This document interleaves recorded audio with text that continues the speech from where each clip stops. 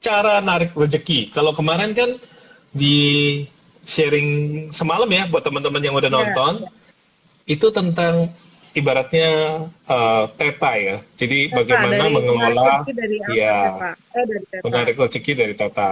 Nah kalau kotomi sih saya menghormati dan saya belajar. Namun sekali lagi kan teori itu kan banyak. Yang Ya, paling penting kan praktek. Nah, yang Kotomi betul. sharingkan adalah dari apa pengalaman yang saya praktekkan, itu yang saya akan sharingkan buat teman-teman. Jadi ibaratnya kalian bisa nih, saya sendiri juga menyiapkan loh catatan. Jadi apapun yang si Fitri Koko, sorry. tanyakan, Koko, saya akan sorry. catat. Suara Koko kok rada ini ya, rada rada ini, rada gembresek gitu. Jadi kadang-kadang Ada putus gemeresek ya? terus lanjut, gembresek terus bagus lagi gitu. Apa karena headset atau gimana kok? Oke, sekarang gimana? Udah, oke, oke, oke. Lebih oke Sekarang dari sudah tadi oke ya. ya? Dari tadi. Oh, jadi artinya dia maunya dua-duanya ya? Dia nggak mau sendirian. Ya, Karena sendirian itu nggak enak, di mana-mana harus berduaan. Ya, oke. Thank you buat semuanya. Ya, kita awali dengan canda tawa ya. Jadi, apa harus tersenyum ya, karena konon tersenyum itu akan menarik rezeki. Dan kemarin, kalau teman-teman menyaksikan Tanya Mentor semalam, Anda banyak belajar tentang seputar teorinya. Nah, hari ini kita akan sharingkan tentang bagaimana cara prakteknya dan apa saja sih yang dipraktekkan oleh Kotomi dalam kehidupan sehari-hari yang bisa jadi insight. Tapi teman-teman, tolong sama-sama sepakat kita menghormati para penanya yang sudah bertanya. Anda boleh menyiapkan kertas untuk catat. Karena Kotomi sendiri juga mencatat loh pertanyaan dari Sis Fitri. Ya, kalau dengan mencatat akan membuat kita makin mudah dalam mempelajari apapun yang di-sharingkan. Yuk kita mulai ya. Sis kayaknya ada yang Fitri, mau naik apa nih. nih? So, Kenapa? nih, Cilijing mau menemani Fitri katanya. Uh, Yuk kita fokus dulu itu iklan tak lewat. Oke, ya. Thank you buat Lijing yang sudah mau berpartisipasi. Ada Bro Rian, ada Trisna. Oke, Fitri, tanpa Oke, menunggu lebih lama ini lagi, ini dari sudah banyak ya 30 yang join. ya. Ini dari 32 pertanyaan yang masuk kita saring jadi 11 aja ya. 11 sampai 12-an lah ya. Kita lihat nanti perkembangannya. Ya, Karena ini oke. insya Allah udah mewakili pertanyaan semuanya ya sebenarnya. Jadi semoga terjawab ya malam ini. Oke, yang pertama nih Ya, kok. ya. Caranya narik rezeki dengan bikin customer beli Mm-mm. barang kita atau tertarik dengan barang atau jasa kita itu gimana? Cara narik rezeki. Oke, saya catat dulu ya, Fitri. Cara Oke. narik rezeki agar supaya pembeli membeli barang kita. Ya, tertarik beli Oke, barang dagangan kita atau jasa tertarik. kita. Oke, baik. Berarti ini juga bisa dipakai untuk ini ya, orang yang menawarkan jasa, terus kayak mungkin kursus, mungkin juga yang jualan produk ya. Nah, cara menarik supaya customer mau beli, kita itu memikirkan itu bukan bagaimana mempromosikannya dulu, tapi membayangkan dulu dia deal. Jadi kebanyakan orang lupa memikirkan dia dealnya dulu. Maksudnya gimana kok? Jadi gini, bayangkan teman-teman di sini siapa yang juga punya pertanyaan yang sama ya? Silakan ya. Tadi si Fitri membacakan pertanyaan pertama adalah bagaimana caranya membuat customer tertarik membeli produk kita. Betul ya, Sis? Ya, ya. Oke, menggunakan jasa kita, memilih kita sebagai tempat kursus dia.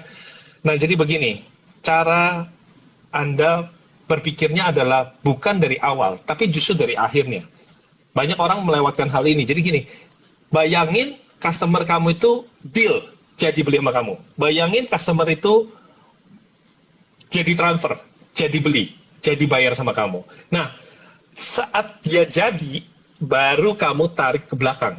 Caranya kamu menuntun dia untuk jadi. Jadi, kebanyakan orang, dia itu masuk ke toko, dia itu sudah mau beli barang. Jadi, kalau sampai orang mengunjungi tempat kamu, bertanya-tanya pada kamu, orang itu datang ke galerinya kamu, orang itu chat kamu, ataupun masuk ke toko kamu nanya-nanya, dia sampai gak jadi beli barang, itu bukan berarti dia pelit ataupun dia masuk ke toko yang salah, tapi kamunya yang kurang pintar menjual. Bayangin dulu, dia itu jadi, ya. Jadi nggak jadi itu harus jadi. Nah, perkara nanti nggak jadi itu urusan lain, tapi sekarang kita patokannya adalah dia jadi dulu. Dari jadi ini kita kelola dulu, pikirannya adalah customer itu adalah rezeki. Customer itu adalah nikmat. Banyak orang gini loh, Fitri, kadang-kadang ya, tokonya itu dimasukin customer, dia udah marah duluan. Di chat lama gitu, di chat beberapa kali udah mulai bete. Nih CLBK nih, chat lama beli kagak ya.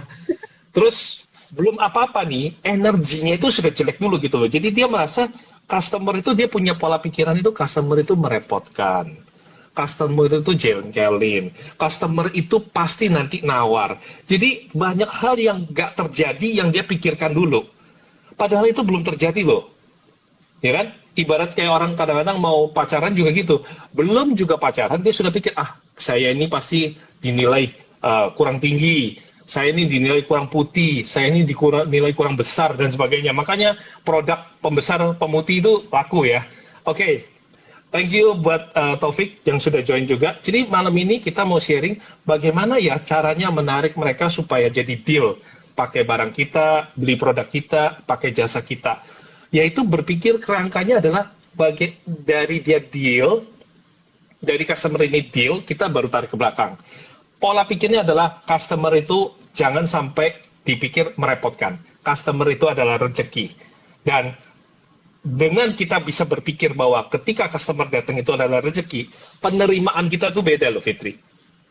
Energi yang kita pancarkan beda. Teman-teman, kalau Anda ingin menarik sesuatu, Anda hanya harus punya frekuensi yang sama. Hanya orang yang bisa meng-closing klien dengan baik kalau dia adalah penjual yang baik. Fitri, saya ulangi, kegagalan dalam satu penjualan adalah karena frekuensi antara pembeli dan penjual belum sama. Kamu tidak berhasil menginstall mimpi yang indah ke dalam otaknya si pembelinya kamu. Jadi bantu klien kamu menciptakan film yang indah di kepala mereka. Contoh saya mengambil misalnya kayak Galeri Priambodo, Taufik gitu ya. Dia mampu memberikan satu ilusi, satu gambaran yang baik tentang batik-batik yang akan dipakai oleh kliennya. Jadi 3 dimensinya itu sudah masuk dulu ke alam pikiran pembelinya, di mana nanti pembelinya itu sudah membayangkan dulu, itu pasti closing Fitri. Kemungkinan closing jauh lebih besar. Ya kan? Sama kalau kayak coba lihat iklan-iklan pemutih, iklan-iklan pelangsing, mereka kan selalu menaruh mimpinya dulu. Menaruh dulu bahwa wah nanti bodinya seperti ini, memunculkan artis-artis, memunculkan aktor-aktor Korea yang putih-putih. Begitu kamu pinter menginstall, ya, ini ada si Packing Duck Lover juga, menginstall nikmatnya bebek panggang ke dalam otak klienmu, dia tidak akan mempermasalahkan hargamu. Dia tidak akan mempermasalahkan hargamu karena mimpinya dia, impiannya dia sudah terinstall dengan indah. Otak mengejar nikmat, menghindari sengsara.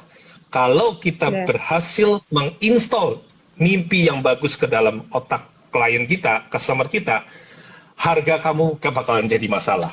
Karena semua orang, sekali lagi, mengejar nikmat, menghindari sengsara. Kalau kamu bisa menciptakan kenikmatan di dalam kepikiran mereka, frekuensi yang kamu pancarkan itu selaras dengan dia, kamu nggak merasa bahwa customer datang pasti cerewet, pasti nawar, pasti ini, pasti itu.